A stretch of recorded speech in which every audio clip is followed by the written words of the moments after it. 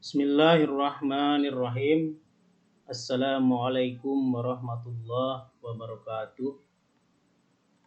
Waalaikumsalam warahmatullahi wabarakatuh. Alhamdulillahirabbil alamin wa bihi nasta'inu ala umuri dunya waddin wa ala alihi washabihi ajmain. Asyhadu an la ilaha illallah wahdahu la syarikalah wa asyhadu anna Muhammadan abduhu wa rasuluh la nabiyya ba'da. Alhamdulillah, berkat rahmat Allah Subhanahu wa taala, hari ini kita bisa bertemu kembali dalam proses lanjutan mata kuliah secara daring. Salawat dan salam kita panjatkan kepada Nabi Muhammad sallallahu alaihi wasallam. Pada hari ini Bapak akan menjelaskan tentang ayat Makkiyah dan Madaniyah ya. Pertama-tama memang soal salah satu yang kita harus pelajari ya dalam ulum Al-Quran adalah tentang ayat-ayat Makkiyah dan Madaniyah. Meskipun secara garis besarnya sudah saya sempat sampaikan ya di depan kelas, tapi secara terperinci kan masih belum ya. Apa yang dimaksud dengan ayat Makkiyah dan ayat-ayat Madaniyah. Nah, judul-judul dari semua surat Al-Quran memang ya mengisyaratkan adanya notasi apakah surat itu diwahyukan pada masa Mekah atau Madaniyah atau Madinah ya. Nah, ini menyaratkan apakah ada pemisahan atau tidak ya, atau ada histori tentang perbedaan sifat ya, tentang perbedaan sifat Nabi dan karakter Muslim di kedua tempat itu, yaitu di Makkiyah dan Madaniyah atau di Mekah dan di Madinah. Nah, ini juga memang kita juga harus memahami kronologi relevansi pewahyuan ya, mana yang masuk pada ayat-ayat Makkiyah dan ayat Madaniyah. Meskipun memang ada sebagian ya komunitas Muslim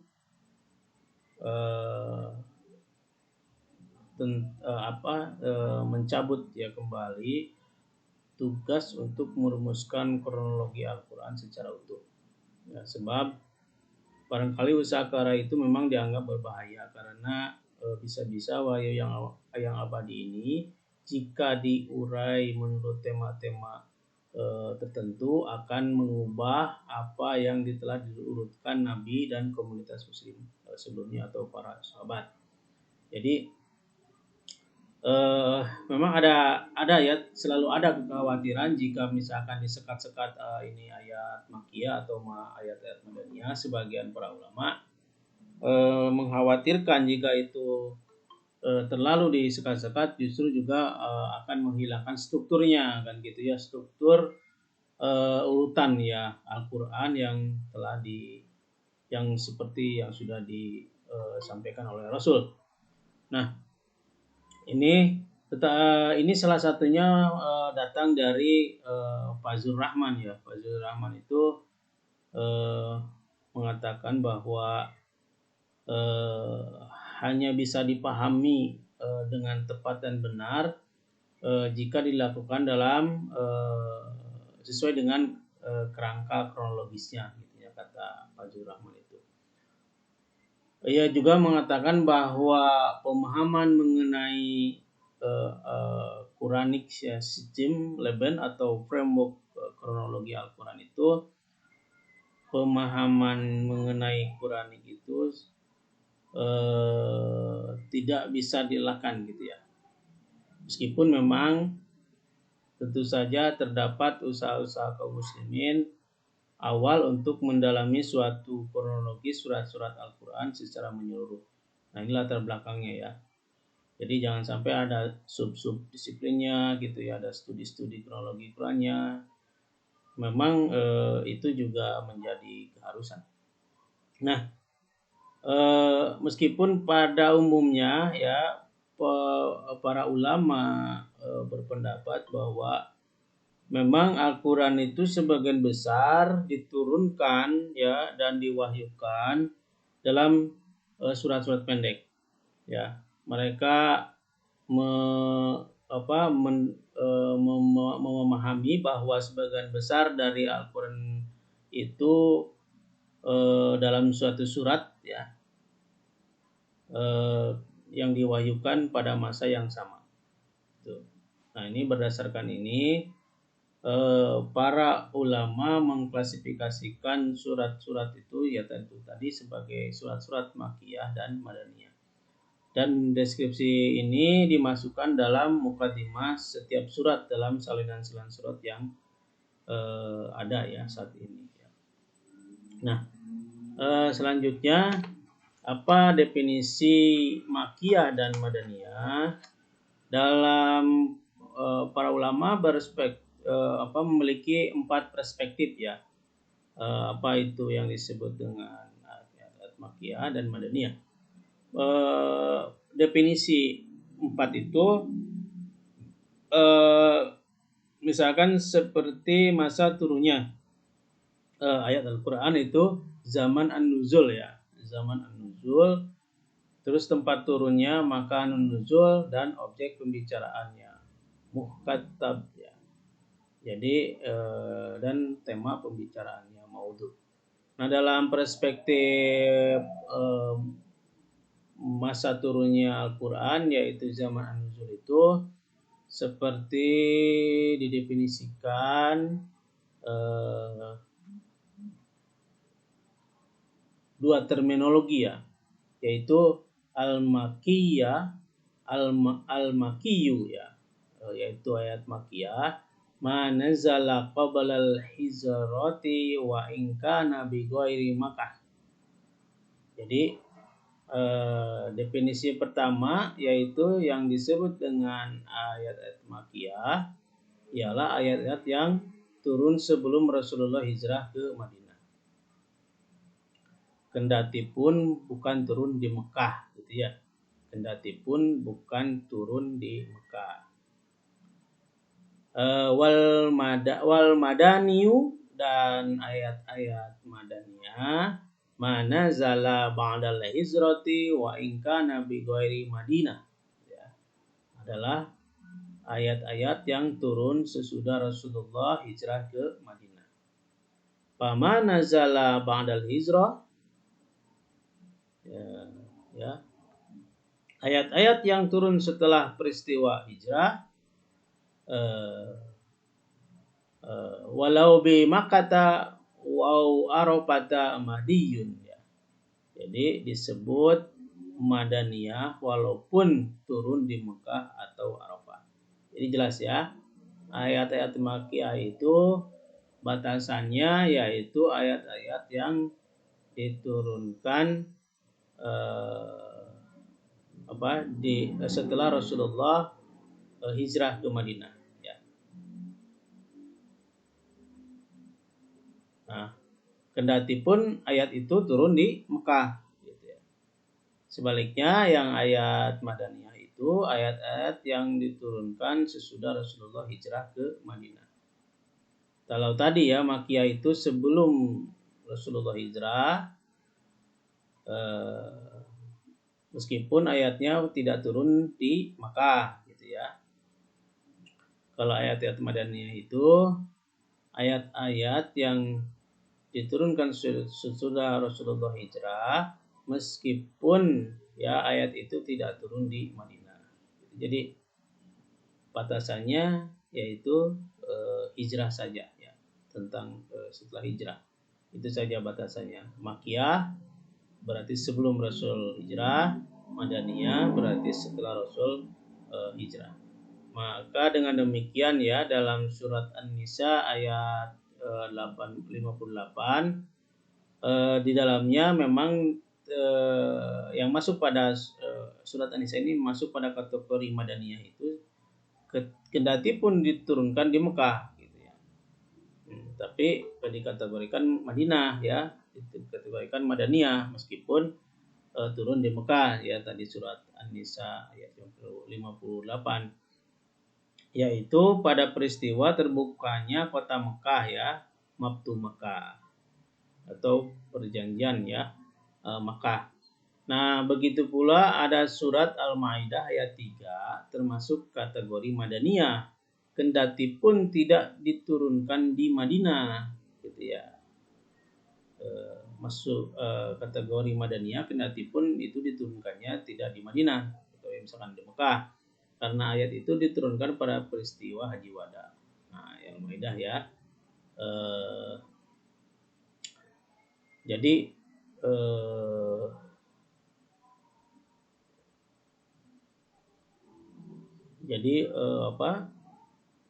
perbedaannya begitu ya. Ada beberapa contoh tadi surat An-Nisa dan surat Al-Maidah. Meskipun diturunkannya meskipun kategorinya Madaniyah tapi turunnya di Mekah. Surat Al-Maidah juga sama, masuk pada kategori Madaniyah tetapi diturunkannya di Mekah. Ini. Nah, dari perspektif itu tempat turun yaitu makan an-nuzul ya. Para ulama mendefinisikan bahwa mana zala bi Makkah wa maja wa roha kamina wa arafata wa hudaybiyah. Wa mana zala bi Makkah, meskipun ayat itu diturunkan di Mekah, bimak kata ialah ayat-ayat yang diturunkan di Mekah. Wa maja waroha kamina wa arafata, di sekitar seperti Mina ya, Arafah dan Hudaybiyah ya. Jadi Makkiyah itu ialah ayat-ayat yang diturunkan di Mekah, kemudian di sekitarnya gitu ya. Di Mina itu tempat ini ya. Kalau sekarang haji itu di Mina ya. Kemudian di Arafah dan Hudaybiyah. Nah, gitu ya, Hudaybiyah ya. Jadi sebagian dari perspektif tempat ya ini. Jadi ayat-ayat yang Makkiyah itu ayat-ayat yang diturunkan di Mina, antara Mina, Arafah dan Muzdalifah. Masuk ke Muzdalifah itu di Hudaybiyah itu sudah masuk pada Hudaybiyah ya. Jadi kalau lagi melaksanakan haji itu pasti di antara 3 tempat ini ya, yang disebut dengan Armina, Arafah, Muzdalifah dan Mina gitu. Arafah itu tempat melaksanakan wukuf ya. Wukuf kalau haji itu, nah itu di sekitar itu kalau luas ya tempatnya. Sedangkan kemudian ada di Muzdalifah. Muzdalifah itu mengambil batu ya, tempat bermalam sambil mengambil batu. Kemudian ada Mina. Mina itu tempat melontar jumroh gitu ya. Nah, itu nanti ke sana itu, di sana itu dekat dengan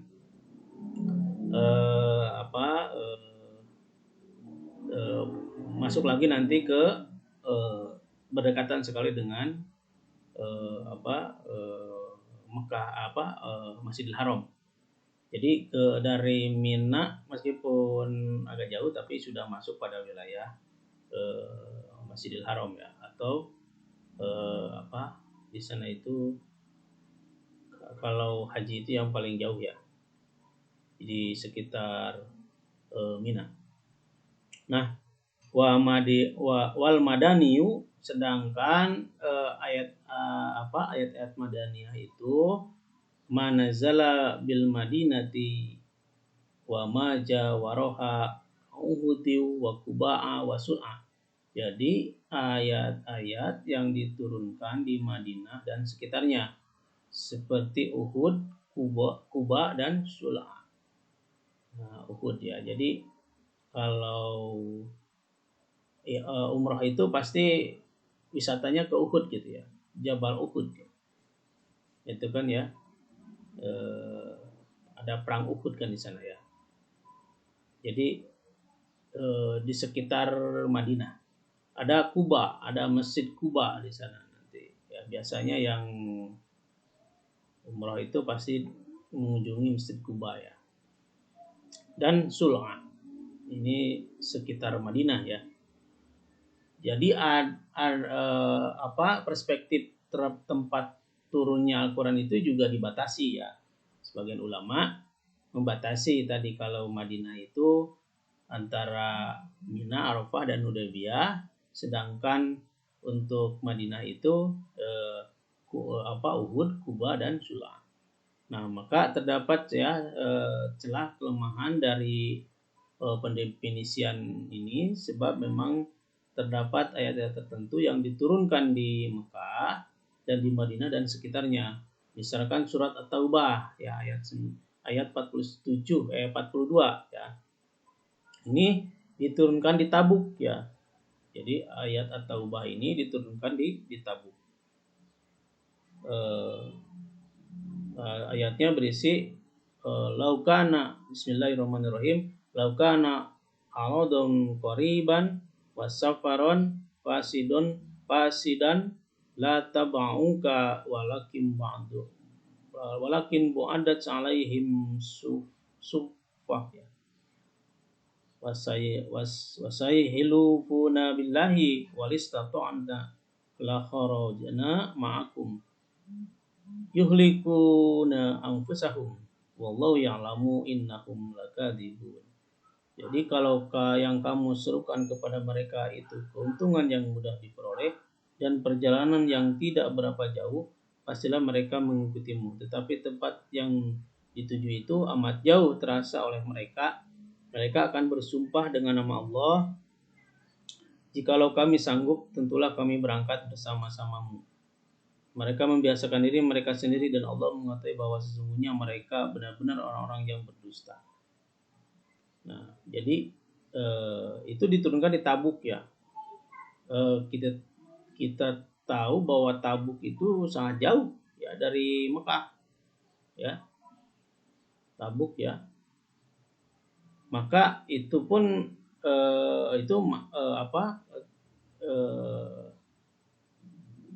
meskipun turunnya di jauh ya, tetapi memang masuk pada antara Makkah dan Madinah. Jadi di tengah antara Mekah dan Madinah. Maka salah satu lagi surat Az-Zukhruf ya, Az-Zukhruf ayat 45. Bismillahirrahmanirrahim. Man arsalna min qablika mir rusulina ja'alna min dunir rahmanil ilahata yu'badun. Dan tanyakanlah kepada rasul-rasul kami yang telah kami utus sebelum kamu, adakah kami menentukan Tuhan-Tuhan untuk disembah selain Allah yang Maha Pemurah.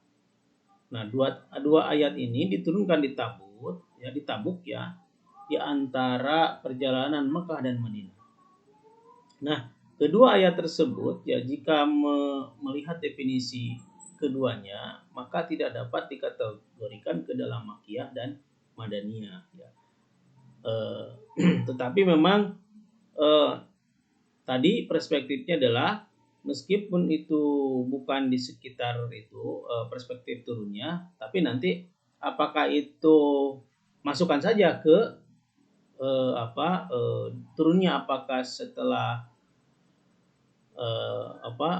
Nabi hijrah atau sebelum ke Madinah atau sebelum atau Nabi ketika masih di Mekah. Jadi bisa dilihat dari tidak dalam perspektif tempat turunnya, tetapi masukan pada zaman an-nuzulnya saja ya, masa turunnya saja. Nah kemudian dari perspektif apa yang dibicarakannya ya, mukhatab itu apa yang dibicarakannya atau apa yang dibahasnya, maka para ulama mendefinisikan ada dua definisi. Satu misalkan al-makiyyu ya, yang disebut dengan makiyah, maka nahito bali ahli Makkah, wal madaniyu maka nahit bali ahli Madinah gitu ya. Jadi satu definisi apa yang disebut dengan ayat makiyah adalah ayat-ayat yang menjadi khitab ya bagi orang-orang Mekah, sedangkan madaniyah adalah ayat-ayat yang menjadi khitab bagi orang-orang Madinah. Ya karena apa yang menjadi pembicaraannya, pembahasannya ya, objek pembicaraannya ya, apa yang dibicarakannya itu. Kalau ayat-ayat makiyah tadi, kalau menurut definisi ini, ayat yang khitab ya, yang memang diperuntukkan bagi orang-orang di Mekah, dan madaniyah itu ayat-ayat yang memang dikhususkan bagi orang-orang Madinah ya. Nah, pendefinisian di atas dirumuskan ya para sarjana muslim berdasarkan asumsi bahwa kebanyakan ayat Al-Qur'an dimulai dengan ungkapan ya ayyuhan nas. Ya ayyuhan nas ya. Nah, ayat Al-Qur'an yang diasumsikan atau yang banyak ya dimulai dengan ungkapan tadi ya ayyuhan nas itu menjadi kriteria makiyah. Kemudian ungkapan ya ayyuhalladzina itu menjadi kriteria ayat-ayat madaniyah. Tetapi memang tidak selamanya asumsi ini benar ya. Jadi tidak harus selalu ayat-ayat yang makiyah itu diawali dengan ya ayyuhan nas, karena memang manusia pada saat itu sebagian masih belum beriman ya, maka diperuntukkan untuk manusia ya ayyuhan nas kan, hai manusia kan gitu ya. Kemudian yang ayat-ayat madaniyah itu ya ayyuhallazina amanu, ya ayyuhallazina. Jadi biasanya ya ayyuhallazina amanu, hai orang-orang yang beriman gitu. Karena memang pada waktu itu Madinah sudah menganut Islam ya, artinya sudah beriman kepada Allah yang dibawa oleh Nabi Muhammad. Meskipun begitu beberapa ayat ya tidak selamanya apa yang diasumsikan tadi. Misalkan dalam surat Al-Baqarah ya,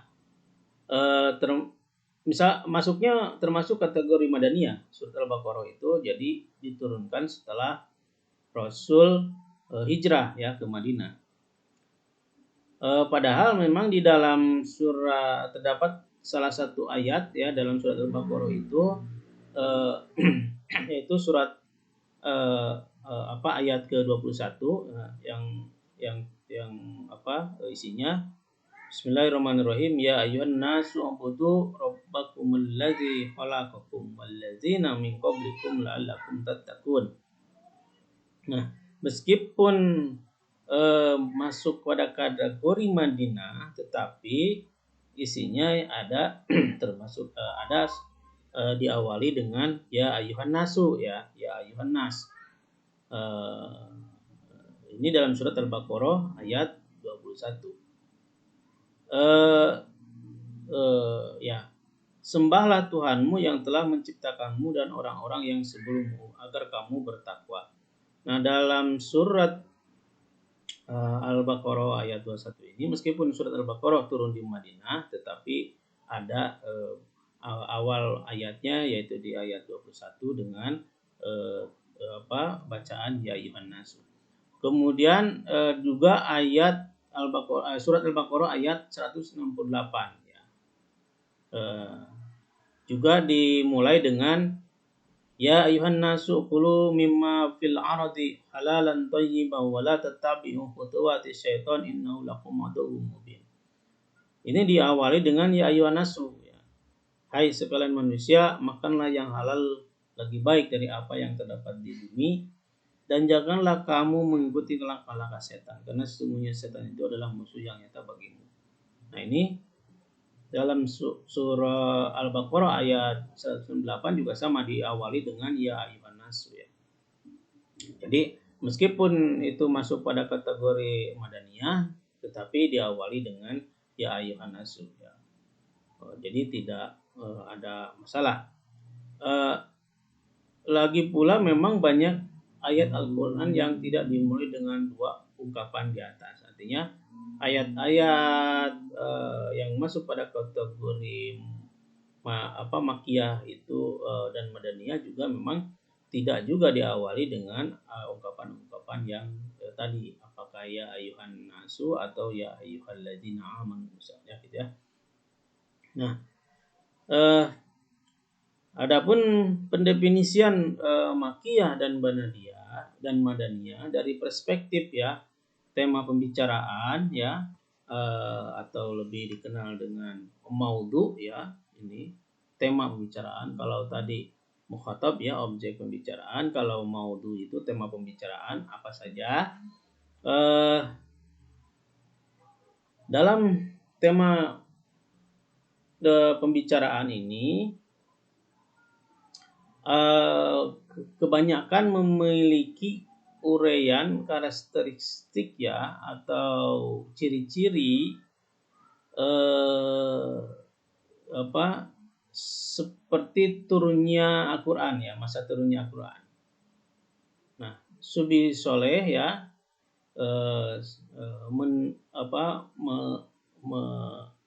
mendefinisikan atau lebih condong bahwa bagaimana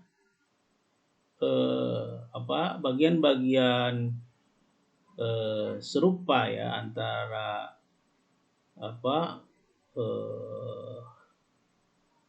tema pembicaraan itu dengan definisinya itu ada 3 katanya, kata Subi Soleh ya.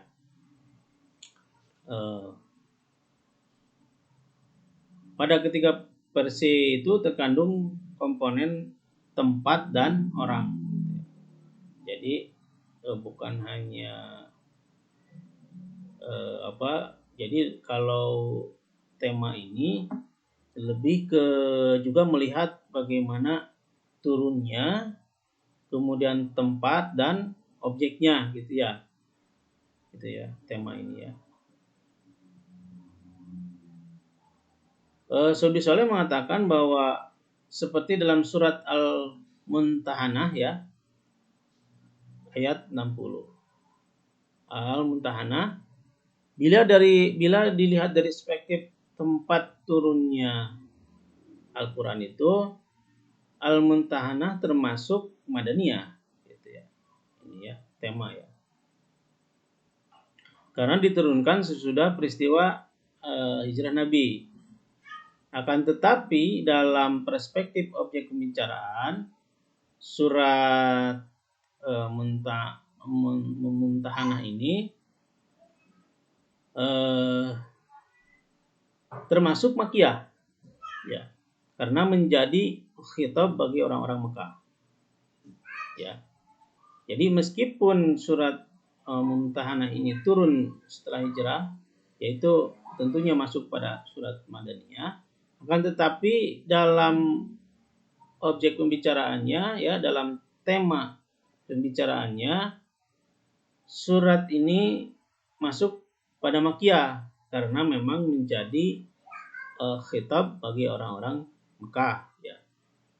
Jadi ya, oleh karena itu para ulama memasukkan surat ini ke dalam manuzila bi al-Madinah wa hukmuhu Makki.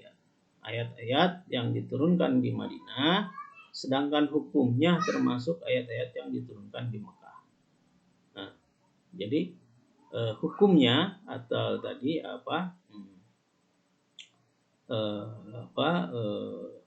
khitabnya ya itu termasuk ayat-ayat yang diturunkan di Mekah. Nah, ini ya. Jadi tadi perspektif 4 tadi ya, apakah itu zaman an-nuzulnya yaitu masa turunnya, kedua tempat turunnya ma'an nuzul, ketiga objek pembicaraannya mukhatab, dan keempat tema pembicaraan maudu. Jadi ini juga bisa mempengaruhi satu ayat, satu surat, apakah itu masuk pada perspektif Makkiyah atau Madaniyah ya. Jadi nanti dihafalkan itu. Nah, kemudian bagaimana supaya kita tahu cara-cara mengetahui apakah itu ayat Makkiyah atau ayat Madaniyah? Dalam menetapkan mana ayat-ayat Al-Quran yang termasuk dalam kategori Makkiyah dan Madaniyah ini, para ulama berpegang teguh pada dua perangkat pendekatan ya. Yang pertama adalah bagaimana pendekatan periwayatan ya. Periwayatannya bagaimana ya. Nah, dengan perangkat pendekatan periwayatan ini, para ulama merujuk kepada riwayat-riwayat yang sahih ya, yang berasal dari para sahabat, yaitu orang-orang yang tinggi ilmunya ya, kemungkinan menyaksikan turunnya wahyu, atau para generasi tabi'in yang saling pernah berjumpa ya dan mendengar langsung dari para sahabat ya, karena saling berguru kan begitu ya, antara sahabat yang satu sahabat yang lain mendengar ya tentang aspek-aspek yang berkaitan dengan bagaimana cara turun kewahyuan Al-Quran, termasuk ya di dalamnya informasi tentang turunnya Al-Quran, informasi turunnya Al-Quran. Nah, dalam kitab Al-Intishar ya, karya Abu Bakar bin Al-Baqilani, dijelaskan bahwa periwayatan itu bagaimana pengetahuan tentang Makkiyah dan Madaniyah hanya bisa dilacak ya pada pada bagaimana sosok sahabat dan tabi'in saja. Apakah informasi itu tidak ada yang datang dari Rasulullah? Karena memang ilmunya tentang itu bukan merupakan kewajiban umat.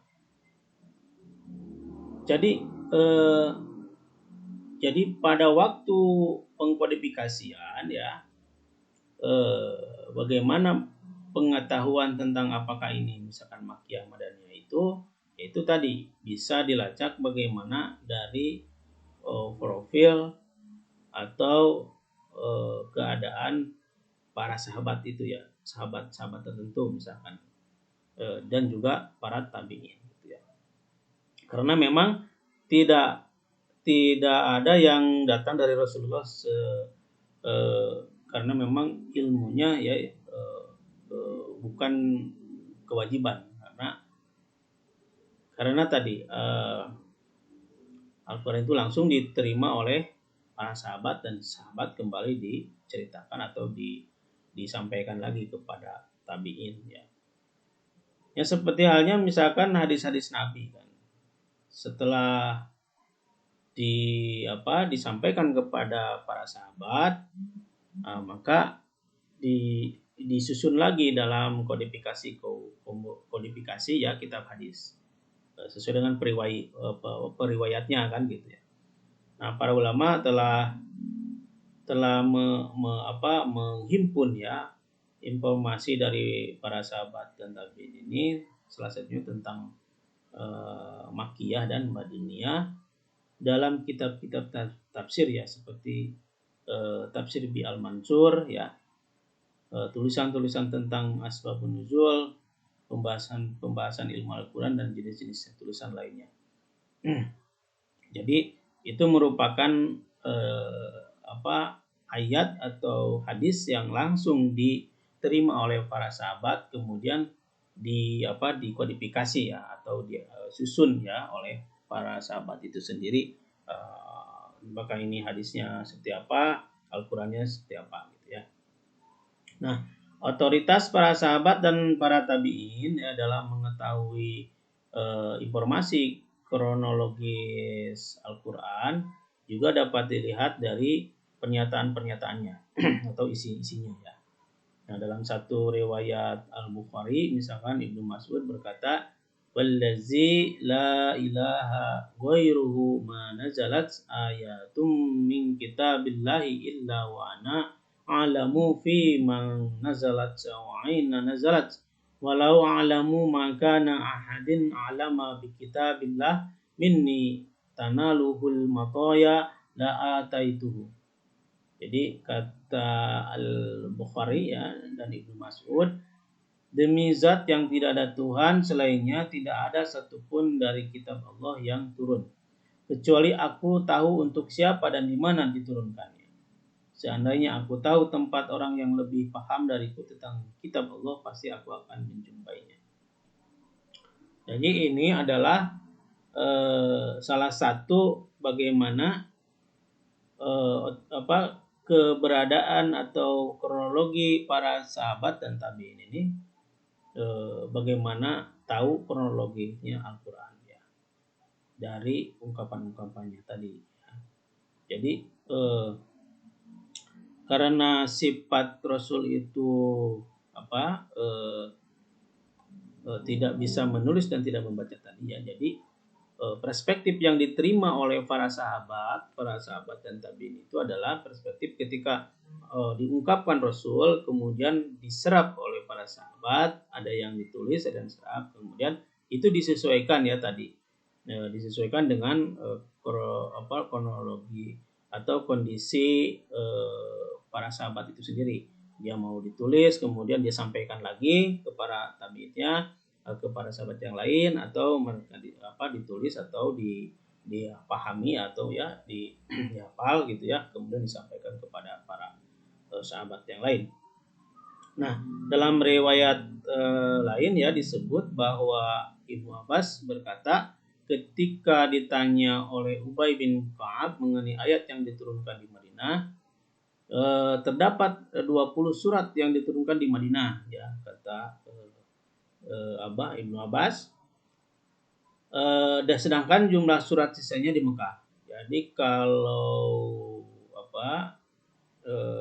surat ya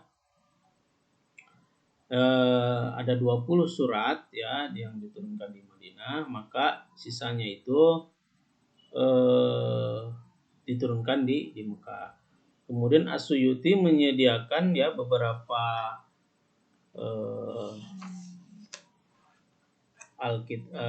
kitab Al-Iqtinan ya, Al-Itqan ya, untuk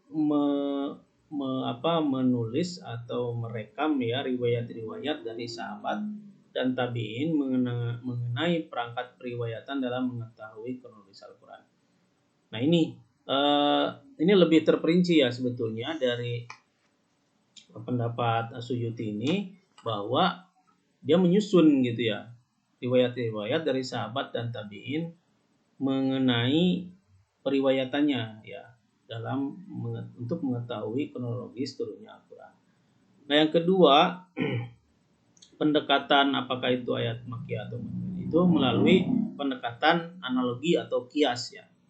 Nah, analogi atau kias.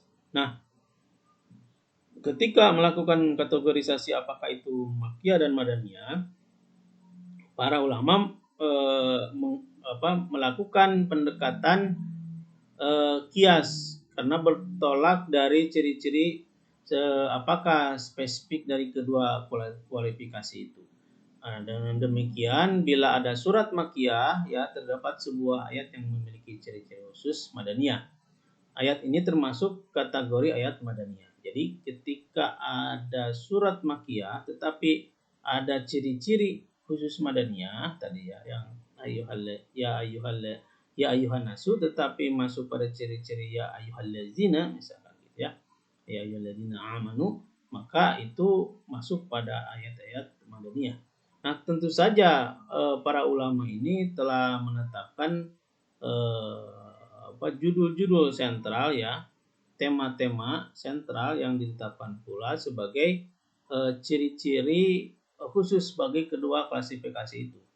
Misalnya mereka menetapkan tema kisah para nabi dan umat-umat terdahulu sebagai ciri khusus makiyah. Nah, tema faraid ya dan ketentuan had sebagai ciri khusus madaniyah. Nah, ini ada juga ya, misalkan ketika surat isinya kisah para nabi ya dan umat-umat terdahulu, itu rata-rata adalah masuk pada ciri khas makiyah ya. Ya, karena memang merujuk atau dianggap bahwa meskipun agamanya tauhid ya, misalkan Nabi Ibrahim gitu kan ya, Nabi Nuh, Nabi yang lainnya, itu dimasukkan pada ayat-ayat makiyah ya, karena memang itu dikategorikan sebelum Islam masuk ya, sebelum Islam ada di Mekah gitu ya, di bawah Rasulullah. Jadi tema-temanya memang itu tema-tema tentang ciri khusus makiyah ya. Juga tentang faraid ya, pembagian harta waris dan ketentuan hukum ya, had ya, tentang membayar hukuman. Nah, itu sudah masuk pada ciri khusus madaniyah, karena memang itu sudah masuk pada bagaimana penerapan syariat Islam ya, pada penerapan Islam secara memasyarakat, itu sudah masuk pada kategori ayat-ayat madaniyah, karena umat Islam sudah sudah beriman kan gitu ya kepada Allah Subhanahu wa taala. Nah, adapun ciri-ciri spesifik makiyah dan madaniyah seperti telah tadi diuraikan ya di atas itu, para ulama telah berusaha merumuskan ciri-ciri spesifik ya makiyah dan madaniyah dalam menguraikan kronologis Al-Qur'an.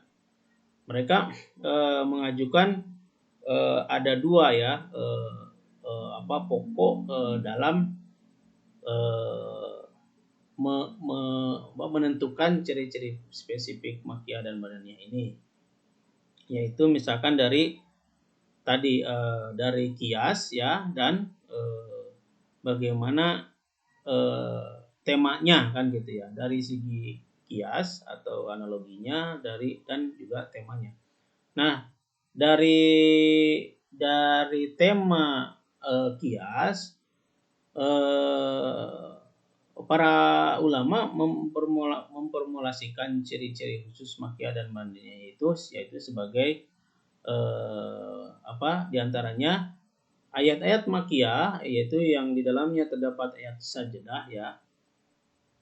Ini tentunya bagaimana ajakan ya, ayat sajdah itu bagaimana ajak-ajakan pada penduduk Makkah sebelum mereka beriman kepada Allah ya. Kemudian ayatnya dimulai dengan kata kalla. Ayat-ayatnya kemudian dimulai dengan kata-kata kalla. Kalla sawfa ta'lamun, summa kalla sawfa ta'lamun. Nah, kemudian juga tadi ayuhan nas ya, tidak ada ayat yang dimulai dengan ungkapan ya ayyuhallazina. Nah, itu ayat makiyah ya, sesuai dengan analogi dan temanya. Nah, kemudian ini ya ayyuhallazina itu tadi kecuali surat Al-Hajj ya, karena memang di penghujung surat itu terdapat sebuah ayat yang dimulai dengan ungkapan ya ayyuhallazina amanu ya. Nah, ini kecuali surat Al-Hajj ya. Kemudian ayat-ayat makiyah itu mengandung tema kisah para nabi dan umat-umat terdahulu ya tadi itu. Kemudian juga ayat-ayatnya berbicara tentang kisah Nabi Adam, iblis, kecuali surat Al-Baqarah ya. Tadi itu surat Al-Baqarah ya. Ada yang isinya juga ya ayyuhalladzina. Kemudian ayat-ayatnya dimulai dengan huruf-huruf terpotong-potong. Misalkan huruf at-tahajji ya, huruf-huruf terpotong itu huruf at-tahajji ya, seperti alif lam mim ya. Gitu ya. Ini biasanya itu turun di Makkiyah.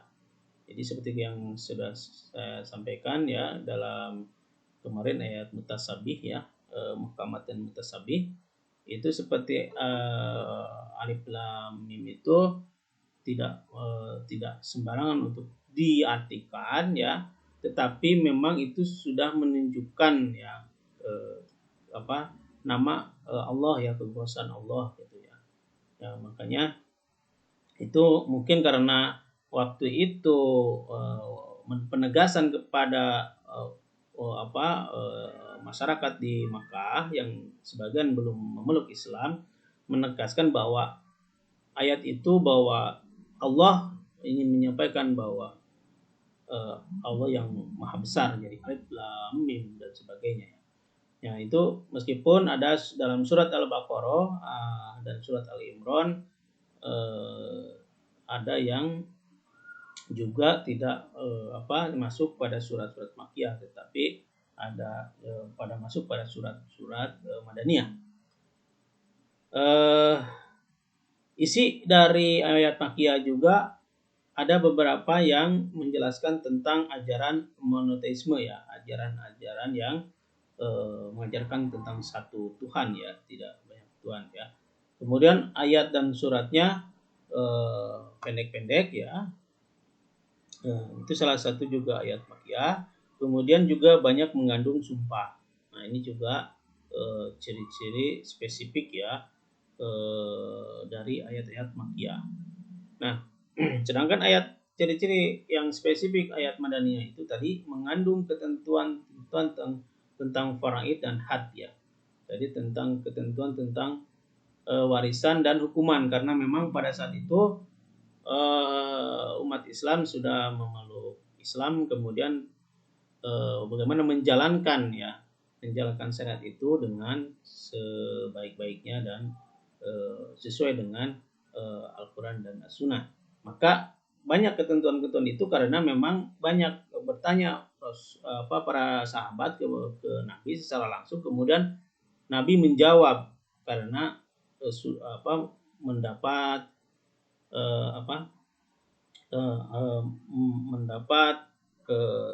turunnya ayat dari malaikat Jibril ya, mukjizat atau yang disampaikan dari malaikat Jibril kepada Rasul langsung, kemudian menjawab ya, misalkan tentang tadi kewajiban waris ya, kewajiban, kemudian juga tentang hukuman, bagaimana hukuman bagi para pelaku, misalkan tadi pelaku kejahatan ya, pelaku perzinahan gitu ya, pelaku hukum arak gitu ya, bagaimana hukumnya yang minum arak gitu ya, dan judi. Nah ini juga karena memang pada waktu itu sudah berjalan ya pemerintahan atau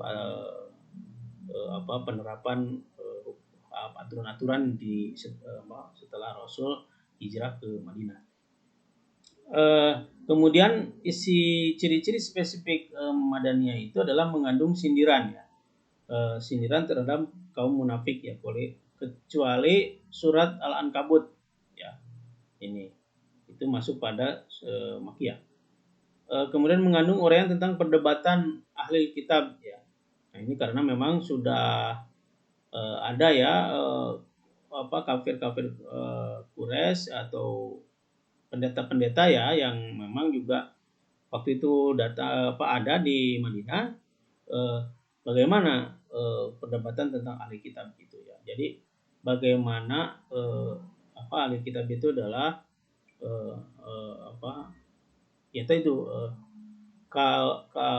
kaum munafik, kaum musyrikin ya, kaum kafirin yang menganut ke kitab Injil ya, Taurat yang asli gitu ya, itu ahli kitab.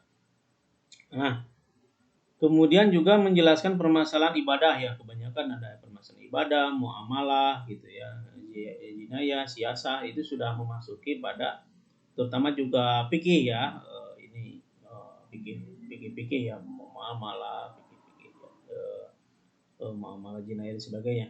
Kemudian surat dan ayatnya panjang ya, rata-rata di surat ciri-ciri spesifik surat Madaniyah itu adalah suratnya juga panjang-panjang.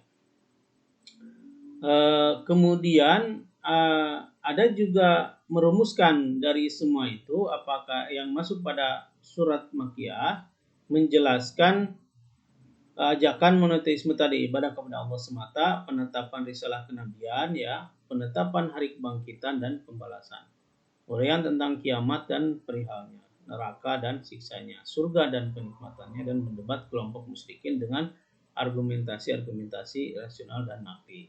Kemudian surat Makkiyah juga menetapkan pondasi-pondasi ya umum ya bagi pembentukan hukum syara dan keutamaan-keutamaan akhlak yang harus dimiliki anggota masyarakat. Juga berisikan celaan-celaan terhadap kriminalitas yang dilakukan oleh kelompok musyrikin, mengkonsumsi harta anak yatim secara zalim serta uraian tentang hak-hak. Kemudian ayat Makkiyah juga menuturkan kisah para nabi dan umat-umat terdahulu serta perjuangan Nabi Muhammad dalam menghadapi tantangan-tantangan kelompok musyrikin. Nah, ayat dan suratnya pendek-pendek dan nada serta perkataannya agak keras ya kalau Makkiyah ya. Ya ayuhan nas ya. Banyak juga mengandung kata-kata sumpah ya. Kemudian ciri khusus, ciri spesifik lagi ya ayat Madaniyah yaitu menjelaskan permasalahan ibadah, muamalah, hudud, tadi ya bangunan, rumah tangga, warisan, keutamaan jihad, kehidupan sosial, aturan-aturan pemerintah, menangani perdamaian dan peperangan, serta persoalan-persoalan pembentukan hukum syara. Selanjutnya juga mengkhitabi ahli kitab Yahudi dan Nasrani dan mengajaknya masuk Islam, ya, juga menguraikan perbuatan mereka yang telah menyimpang dari kitab Allah dan menjauhi kebenaran serta memperselisihannya setelah datang kebenaran. Mengungkap langkah-langkah orang-orang munafik ya, ini Madaniyah itu surat dan sebagian ayatnya panjang-panjang sedang menjelaskan hukum dengan tentang yang terang dengan menggunakan uslub yang terang pula. Nah, ini ya ciri-ciri spesifik ayat-ayat Madaniyah. Nah, jika dilihat dari ciri-ciri spesifik tadi yang dimiliki oleh surat Madaniyah atau ayat-ayat Madaniyah ini adalah terutama dari kias ya atau dan tema-temanya itu memperlihatkan langkah yang ditempuh ya Islam dalam mensyariatkan peraturan-peraturan ya, yaitu dengan cara yang tadarruj ya, hierarkis lah ya, terstruktur gitu ya kalau yang di Madaniyah. Nah, sedangkan laporan-laporan sejarah telah membuktikan adanya sistem sosial budaya ya yang berbeda antara Mekah dan Madinah. Mekah dihuni Mekah dihuni komunitas ateis ya yang keras kepala kepada Nabi dan aksinya selalu menghalangi dakwah Nabi ya dan para sahabatnya. Itu ya kalau di Mekah. Kalau di Madinah setelah Nabi hijrah itu ada 3 komunitas muslim yang terdiri dari kelompok Muhajirin dan Ansor, kemudian ada komunitas munafik dan komunitas Yahudi. Nah, ada juga ya di Madinah itu ada komunitas munafikin dan komunitas Yahudi. Nah, Al-Quran menyadari benar bahwa perbedaan sosial kultural antara kedua tempat itu. Oleh karena itu, alur pembicaraan ayat yang diturunkan sebagai penghuni Mekah sangat berbeda dengan alur yang diturunkan bagi penduduk Madinah. Nah, nanti ada klasifikasi ayat-ayat dan surat-surat Al-Quran ya. Jadi menurut edisi yang diterbitkan oleh Mesir ada 86 surat ya termasuk dalam periode Mekah, sementara 28 surat lainnya berasal dari periode Madinah. Itu yang dapat saya sampaikan pada kesempatan ini. Nanti juga ya bisa dibaca sebagian di di buku ya yang karangan